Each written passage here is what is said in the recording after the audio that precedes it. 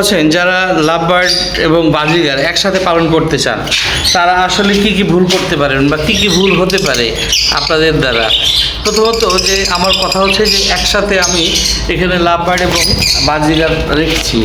এই লাভবার্ড এবং বাজিগার রাখার ফলে তাদের মধ্যে আসলে কিন্তু কোনো ধরনের ইমপ্রুভ আমি দেখতেছি না, না বাজিগার এবং না লাভবার্ড। এখানে যেটা হবে, আপনি যখন ব্রিডে দিবেন এ প্রত্যেকটা হাঁড়িতে যদি ডিম থাকে, হ্যাঁ ধরুন যে বাজিগার পাখি ডিম পারলো, তাহলে বাজিগার পাখি যদি ডিম পারে তাহলে সেই ডিম কিন্তু লাভবার্ড ঢুকে কিন্তু খেয়ে ফেলবে, একটা ডিম রাখবে না। আবার যদি লাভবার্ড মানে কোনো অবস্থাতে ডিম দেয় তাহলে কিন্তু এই পাখি বাজিগার সে কিন্তু সেই ডিমের উপরে আঘাত হানবে, যাতে করে একজন আরেকজন মানে এক প্রজন্ম আরেক প্রজন্মের উপরে মারাত্মকভাবে কী করবে, আঘাত হানতে থাকবে, তাদের কেউ কারের বংশ বিস্তার করতে দেবে না।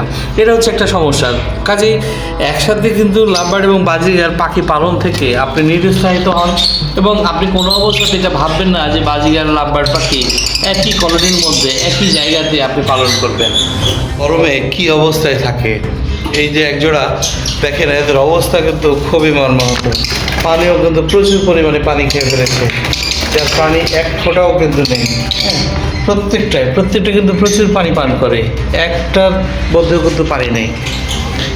আর এখানে বেশ কিছু পাখি আছে যে পাখিগুলো এই গরমে মানে অতিষ্ঠ অবস্থা, তারা কিন্তু আসলে বলতে পারে না যে তাদের কি সমস্যা, কিন্তু এই গরমে আসলে সমস্যা আপনি নিজেও বুঝতে পারতেছেন। আজকে 24 থেকে মানে প্রায় আজকে 27 তারিখ, 24 থেকে 27 তারিখ অবধি ভালো একটা মানে গরম। আপনি বাইরে দেখতে পাচ্ছেন বাইরের কি অবস্থা, দেখেন প্রত্যেকটা জায়গা মনে হচ্ছে যে একেবারে উত্তপ্ত গরম। আর এদের মধ্যে পাখিগুলা কেমন অবস্থায় থাকে আপনি দেখতে পাচ্ছেন। এখানেও কিন্তু আপনি দেখতে পাবেন যে পাখির কি দুর্বিষহ জীবন।